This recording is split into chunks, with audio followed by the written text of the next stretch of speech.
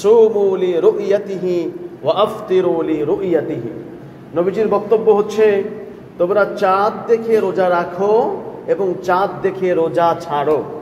প্রিয় উপস্থিতি, দেখুন তো, যান্ত্রিক জীবনে ব্যস্তময় সময়ের মধ্যে দিয়ে আমরা কি চাঁদ দেখার সময় পাই? সময় পাই না। কখন সূর্য ওঠে, কখন সূর্য ডোবে, চাঁদ কবে উঠলো কবে ডুবলো, অমাবস্যা আর পূর্ণিমা কবে যায়, ব্যস্ততার মধ্যে আমরা কিন্তু সেটার সময় দেখার সময় পাই না। ওই মোবাইলের মাধ্যমে, ক্যালেন্ডারের মাধ্যমে, ঘড়ির মাধ্যমে এগুলোর খোঁজখবর আমাদেরকে রাখতে হয় অনলাইনের মাধ্যমে।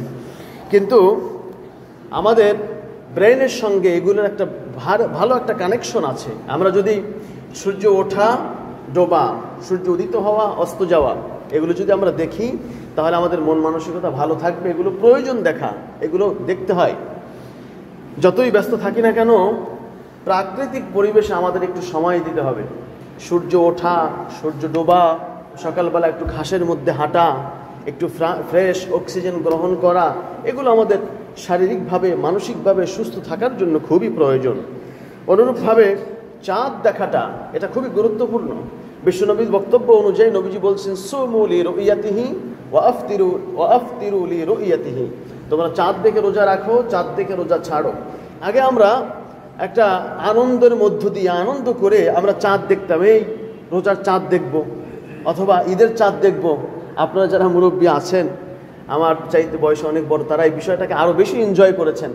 একটা আনন্দের সাথে আমরা চাঁদ দেখতাম, কিন্তু সেই আনন্দটা কেমন যেন হারিয়ে গিয়েছে, ঠিক কিনা? এটা আর এখন হয় না।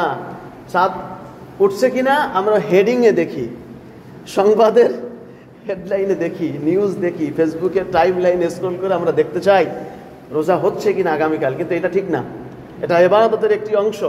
আমাদেরকে চাঁদ দেখতে হবে। তাই এখানে যারা উপস্থিত আছেন সকলের কাছে আমার এই কথা, এই বক্তব্য, সেটা হচ্ছে রমজানের চাঁদ দেখতে হবে। এই মানসিক প্রস্তুতি নিজেদের মধ্যে গ্রহণ করতে হবে। দেখতে পারেন চাই না পারেন সেটা পরের হিসাব। সম্ভাব্য দিনে 29শে শাবান আমরা চাঁদ দেখার জন্য প্রিপারেশন নিব, আমরা চাঁদ দেখতে যাব, চেষ্টা করব। ওদিন দেখা না গেলে 30শে শাবান আমরা চাঁদ দেখার ট্রাই করব ইনশাআল্লাহ। এরপরে নবীজি বলেছেন, আকাশ যদি মেঘাচ্ছন্ন থাকে, যদি চাঁদ দেখতে না পারো 29শে শাবান, তাহলে তোমরা শাবান মাসকে 30-এ পূর্ণ করে নাও। 30-এ পূর্ণ করে নিয়ে, এর আরবি মাস তো হয় 29, না হয় 30 হবে, 28 অথবা 31 হওয়ার সুযোগ নেই। আপনি 29শে শাবান চাঁদ দেখার চেষ্টা করবেন।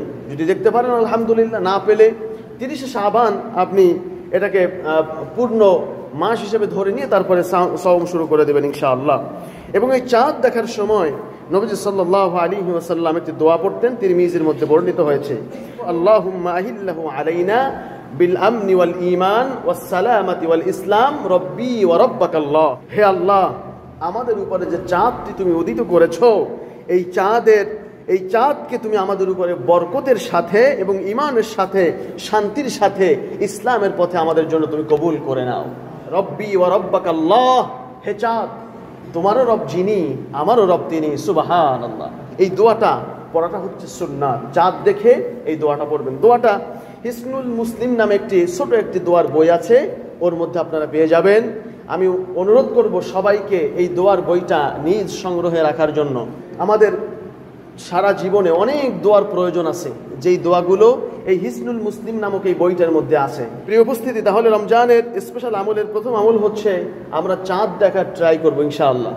এবং এই চাঁদ দেখার পরে আমরা সুন্নাহ পদ্ধতি যে রাসূল যে দোয়াটা পড়তেন, এই দোয়াটা আমরা পড়ব। 2 নম্বরে রমাদানুল মুবারকের যে আমল আমরা করব, সেটা হচ্ছে রোজা রাখা, সিয়াম পালন করা। এটা হচ্ছে রমাদানুল মুবারকের সবচেয়ে বড় ইবাদত, প্রধান ইবাদত, সেটা হচ্ছে সিয়াম পালন করা। দেখুন সূরা বাকারার 183 নম্বর আয়াতে আল্লাহ বলছেন, ইয়া আইয়ুহাল্লাযীনা আমানু কুতিবা আলাইকুমুস সিয়াম কামা কুতিবা আলাল্লাযীনা মিন ক্বাবলিকুম লাআল্লাকুম তাত্তাকুন।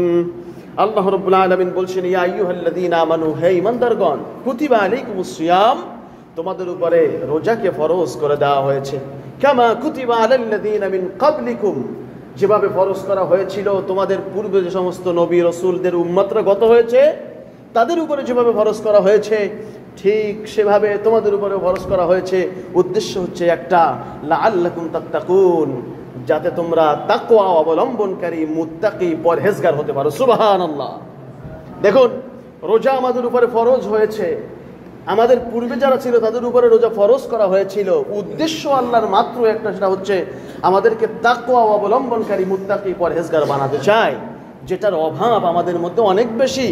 এই তাকওয়া যদি আমাদের মধ্যে ঢুকতো তাহলে আমরা ওজনে কম দিতে পারতাম না, খাদ্যে ভেজাল দিতে পারতাম না, দুর্নীতি করতে পারতাম না, মানুষের ক্ষতি করতে পারতাম না, মানুষের গীবাত করতে পারতাম না, মানুষের পেছনে তার দোষ অন্যের কাছে বলে বেড়াতে পারতাম না। আমরা আপন ভাই বোন হয়েও ভাইয়ের জমি, বোনের জায়গা জমি ঠকিয়ে নিতে পারতাম না, শরীক ঠকাতে পারতাম না, যদি এই তাকওয়ার গুণটা আমাদের মধ্যে ঢুকতো। কিন্তু এই তাকওয়া অর্জনের জন্যই আল্লাহ রোজাকে ফরজ করেছেন। তাকওয়া কি? সংক্ষেপে যদি বলি, সেটা হচ্ছে আল্লাহকে ভয় করে চলা, যাবতীয় অন্যায় অপকর্ম থেকে নিজেকে বাঁচিয়ে রাখা, পাপ থেকে নিজেকে বাঁচিয়ে রাখা, এটাই হচ্ছে তাকওয়া। রমাদানুল মুবারক হচ্ছে আমাদেরকে এই শিক্ষাটাই মূলত দিয়ে থাকেন।